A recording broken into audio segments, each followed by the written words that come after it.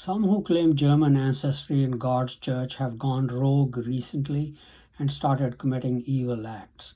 One such example is Gerald Flurry of the Philadelphia Church of God. Part 3A of the series of videos focused on Flurry's good deeds. Part 3B video described Gerald Flurry's lies, deception, and the murder he committed. This Part 3C video will focus on other evils he has committed and that show how dangerous he can be to members of God's church, the American, British, and Jewish people, and indeed the whole world. Hello friends, this is Unmasked Truth with Harmanjit Saini, where I provide a unique analysis of world events based on the unmasked truth that after surrender, Germany continued World War II clandestinely and became a killing machine. I also provide true news that you will find nowhere else. Now, Part 3B video described Gerald Flurry's lies, deception, and the murder he committed. He lies about his claim that he's descended from British royalty. He lied about hearing a strong voice from God or an angel that said, "There is a new stone of destiny and a new throne of David," implying that Mr. Armstrong, through whom God founded the modern era of his church, called the Worldwide Church of God, that his prayer rock is the new throne of David. He committed murder to cement his commitment to the German and German masqueraders side to avoid being enslaved by them during the coming Great Tribulation. He also made a special trip to Israel and gave them strong advice to try and deceive them into being harsh on the Palestinians to bring God's wrath on themselves. Here are some additional evils deeds Gerald Flurry has committed or ungodly traits he possesses. First, Gerald Flurry lacks humility of a prophet. He has done a reasonably good job as far as interpreting future events for God's church based on prophecy is concerned. He added more understanding to that initially provided by Mr. Jules Dervais, a lay member in God's church. But as far as world events are concerned, I would like to add a warning. Gerald Flurry has not added much to what Mr. Armstrong had already explained about end-time prophesied events. However, he continues to get the sequence of end-time events wrong in his writings because he will not incorporate the sequence of events revealed to me by an angel. That's why he sometimes makes future predictions about world events that are plain wrong. I think he lacks humility.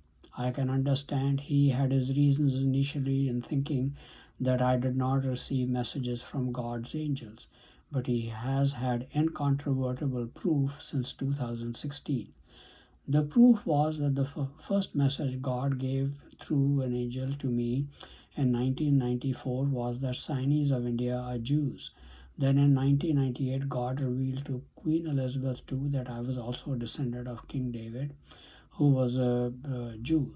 So that provided the incontrovertible proof. He still will not use in his writings on prophecy the only message God delivered to me by God's angel about prophecy. In addition, German and German masqueraders have already tried many times to fulfill the sequence of end-time events as they understand it, but each time the attempt has fallen flat on their faces.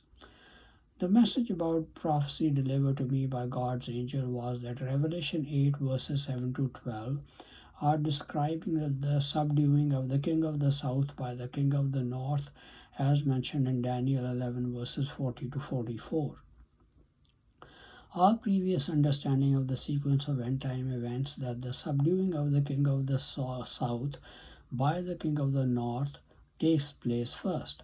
After that, the king of the north, which is basically German-led European alliance, conquers America, British Commonwealth nations, and Israel.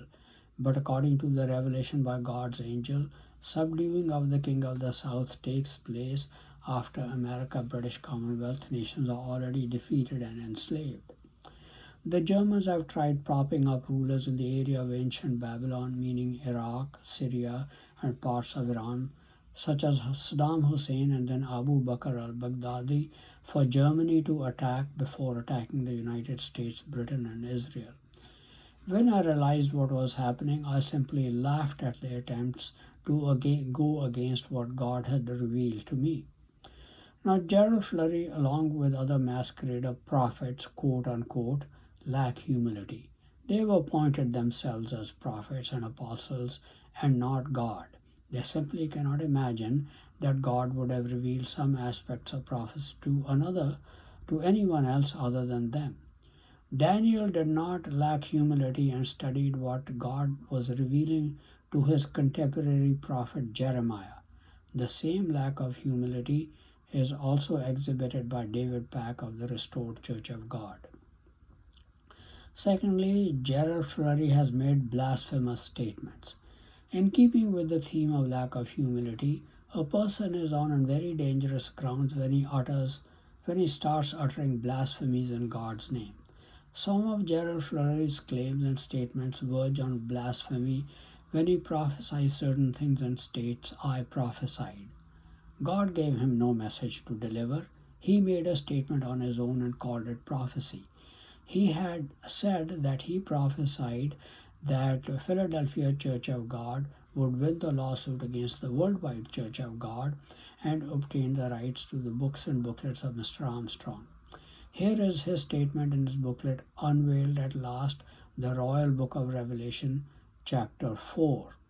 In 2003, we won a court battle over Mystery of the Ages, a book authored by Mr. Armstrong.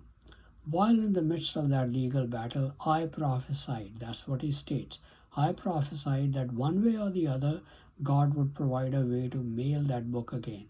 Read this chapter and you'll understand why I made that prophecy. Now, he did not win the lawsuit, but did obtain the rights to the books and booklets by paying $3 million, which the United States government gave him out of funds kept on my behalf. Gerald Flurry is being deceitful when he prophesies about certain outcomes. He knew that the US government had already told him to defend the lawsuit filed by the Worldwide Church of God for printing and distributing Mr. Armstrong's book, Mystery of the Ages, and other books and booklets. He knew that the US government was funding the lawsuit and the outcome in his favor was assured. So, to gain credibility with his church members and lend further support to his claim of being that prophet, he started using the terms I prophesy or I prophesied. Only a false prophet would feel the need to use such forms of deceit. He does not speak the simple plain truth, but cunningly embellishes it to lift himself up in the eyes of others. I think Gerald Flurry has responded to my criticism because a few days ago I checked that chapter and those words in his book, which have been taken out of the booklet in the latest 2021 edition. In part 3b video, I mentioned another blasphemous prophecy he has uttered about the British Empire, British throne. He said he heard a voice that said, "There is a new stone of destiny and a new throne of David." He stated this to mean that Mr. Armstrong's prayer rock has become the new stone of destiny and a new throne of David, replacing the stone of Scone which is placed under the coronation chair in Westminster Abbey on which British monarchs are coronated. God warned in Revelation 22 verse 18, "For I testify unto every man that hears the words of the prophecy of this book, if any man shall add unto these things, God shall add unto him the plagues that are written in this book." So Gerald Flurry is blasphemously adding prophecies when God warned about adding to prophecies already given. Mr. Armstrong added no prophecies, but only interpreted already written prophecies. God has given me 4 messages through angels that some could interpret as prophecies. One message concerned the Barnias of India who are to be destroyed. Second was about settling various people and where they should go. But these are not new prophecies. These are judgments God delivered. Then 2 additional messages concerned prophecy. The first was about Revelation 8 verses 7 to 12, describing the defeat of the king of the south at the hands of the king of the north. And the second was the role of the 2 witnesses in confronting and deterring those who would brutalize the American, British, and Jewish slaves by bringing plagues on them to deter brutal treatment. These are not new prophecies, but interpretations of prophecy, just as Mr. Armstrong interpreted prophecy. Though Gerald Flurry has removed the words "I prophesied" from his writings, his blasphemies have only become more bizarre and horribly and diabolically worse. In the 2021 edition of his book, The New Throne of David, he is now making fantastic claims that in Genesis 49, verse 10, the scepter and lawgiver will be the same person before Jesus Christ returns. He states, "This indicates that the two offices or individuals spoken of here, the scepter and lawgiver, are not separate. They are now combined into one." Genesis 49:10 combines the law and the scepter. He is claiming that he is that king and lawgiver, and he has the new throne of David, which is Mr. Armstrong's prayer rock. The next step likely will be that he might actually have a throne-like chair constructed and will place the prayer rock underneath like the stone of Scone in the British coronation chair. Instead of repenting of his evils, lying, and deceptions, he is speeding in the opposite direction. As far as the scepter and lawgiver being two separate individuals is concerned, why did Mr. Armstrong have revealed to him that he was descended from British royalty? And even in my case, God took the extraordinary step of revealing that I was also a descendant of King David. So if the lawgiver portion of the promise was given to a descendant of King David, the scepter promise is fulfilled by King Charles III of Britain. So we are two separate people.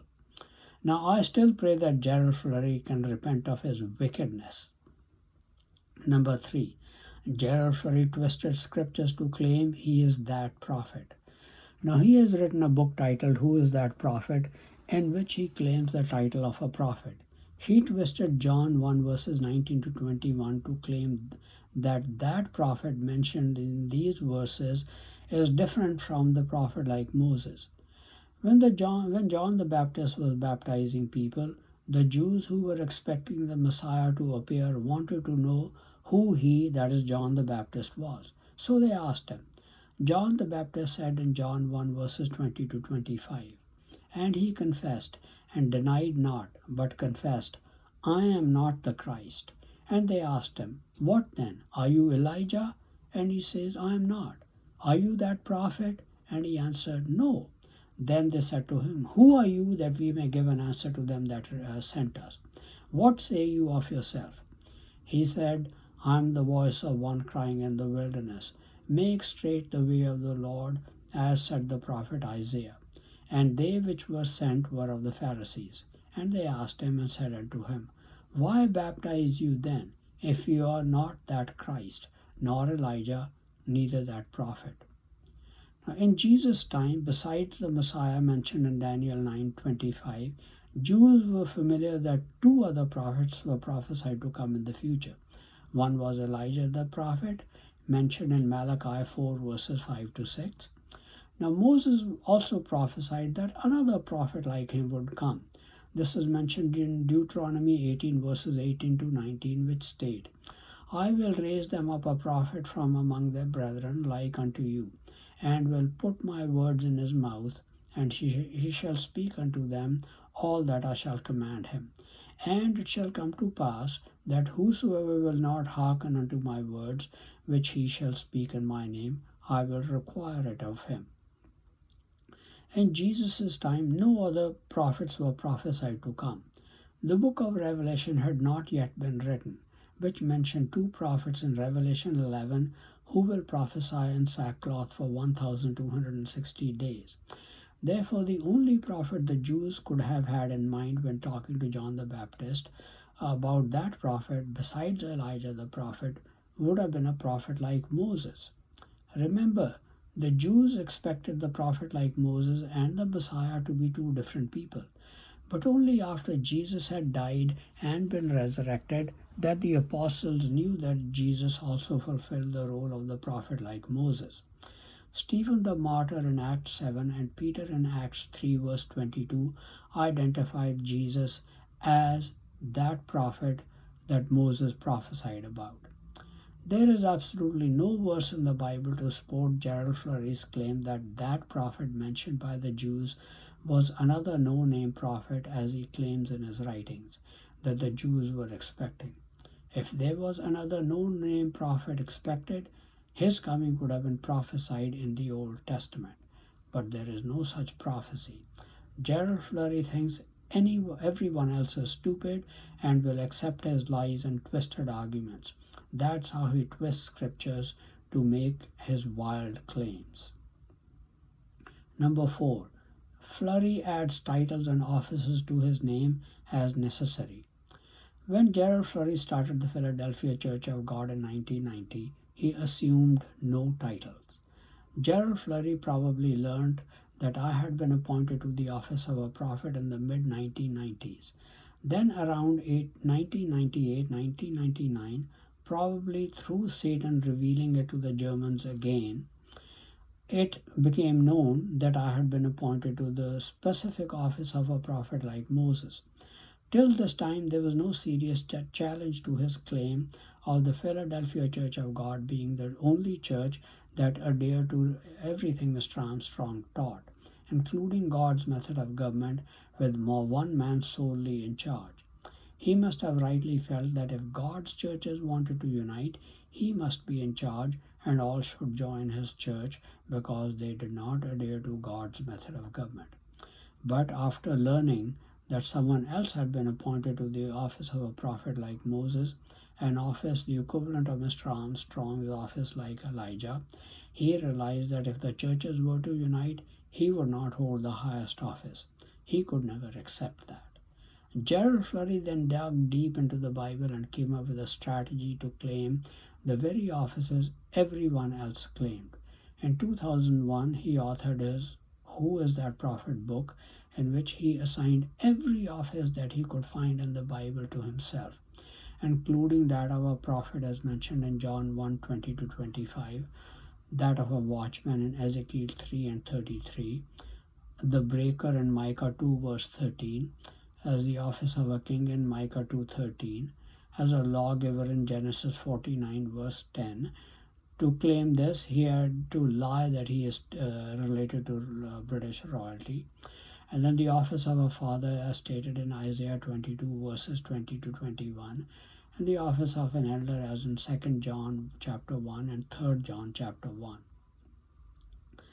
Gerald Flurry has given no proof that the title of king applies to him. He just claims whatever title is mentioned in the Bible. God provided proof that the title of king applied to my office.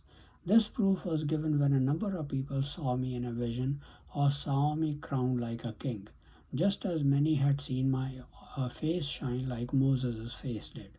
Obviously, I could not see my own face shining or see myself crowned. Many others saw these things and reported them. But Gerald Flurry had to claim that title because someone else had it. Gerald Flurry has come up with another strategy to buttress his claim that he is a king. He now claims that PCG, that the Philadelphia Church of God, has the new throne of David, which is Mr. Armstrong's prayer rock, which proves that he has the title of king. Perhaps he now feels that he no longer has to maintain his lie that he accidentally found that he was descended from British royalty. When Gerald Flurry wrote his book, Who is That Prophet?, he did not assign the office of apostle to himself, which office was held by Mr. Armstrong. Gerald Flurry writes on page 21-22 of the 2001 edition of Who is That Prophet? An apostle is the highest rank God gives to a man. The next highest office is a prophet. Mr. Armstrong had the highest office, an apostle. If I were vainly seeking an exalted office, surely the office of an apostle would have been my choice. But I had no choice. God placed me into the office of a prophet, the fruits of new prophetic revelation, and a work to declare the message prove who I am. So here Gerald Flurry is claiming the office of a prophet and not that of an apostle. But when he learned that David Pack, head of the restored Church of God, had taken the title of apostle for himself and was preaching that all others should be subject to him, since he and only he held the highest office in the church, Gerald Flurry responded immediately by adding the title of apostle to himself. For example, in his book Haggai, God Has Begun to Shake the Nations, chapter 2, he writes, God speaks and works through men. He reveals his truth only to apostles and prophets. He revealed his truth to Haggai anciently. He reveals truth to his apostle only today. You are reading a small portion of the revelation God has given me in this end time. Thus, Gerald Flurry is now claiming that he is the only apostle living today, and God reveals his new truth only to him. When he goes on personal campaigns, his staff refer to him as God's apostle when writing about the campaigns. You can read that on the Philadelphia Church of God website. Only a false prophet would feel the need to multiply titles to himself when there is no proof that the titles belong to him. The timing of his claims indicates that he is making them up because of deceit and not because of new revelation to him. Flurry thus continues to deceive his followers and any others who pay heed to him. Now, Gerald Flurry has a problem with government. If one reads his writings, one thing he stresses everywhere is right government with one man in charge. That is God's form of government as taught by Mr. Armstrong to his church. Gerald Flurry preaches it and adheres to it. However, by his actions he has demonstrated that he will accept that form of government only if he is in charge. He will not accept that form of government as a subordinate. In 2001, when I was a member of the Philadelphia Church of God and Gerald Flurry has written his book, Who is That Prophet?, I wrote a 60-page paper explaining my background and the evidence that I had been appointed to the office of a prophet, which he already knew for at least the past 5 years. He tried to discourage me from my belief. He then sent 2 ministers to ask me to recant what I had written, which I refused. He then put me out of his church. He saw me as competition and got rid of me. In 2010, I tried to unite the churches and wrote to the head of the United Church of God, of which I am a member, the Philadelphia Church of God, the Restored Church of God, and the Living Church of God towards that effort. They came to the convenient false conclusion that I was demon influenced, but they still would not unite because they could never agree on who should be the head of the combined church. Sixth, Gerald Flurry harbors a spirit of hatred and murder. I attended the Philadelphia Church of God for about 7 to 8 months in 2001 and heard his sermons. When someone criticized him in his sermons, I heard him thunder words such as, "This person needs his head blown off." Since I have exposed his evils, I am sure he feels the same way towards me, especially since I have stated that anyone in God's church who commits murder needs to be put to death. In fact, Gerald Flurry himself applied Ezekiel 9 verse 6 to the ministry and members in God's church, which verse states, "Slay utterly old and young, both maids and little children, and women, but come not near any man upon whom is the mark, and begin at my sanctuary," which signifies God's church in prophecy. Then they began at the ancient men, means the most senior ministers in God's church, which were before the house. That is, according to Gerald Flurry's interpretation. That's why I stated that ministers and members in God's church who have committed murder need this judgment applied to them. Since Gerald Flurry has committed murder, he knows that this judgment applies to him and his family. Because of my statements, accurately repeating how he himself has judged, he has fully agreed with the masqueraders that I should be put to death, despite knowing that I have committed no crime. Thus, Gerald Flurry harbors deep hatred, wrath, and spirit of murder in himself, and those are not the traits of a true prophet or a servant of God.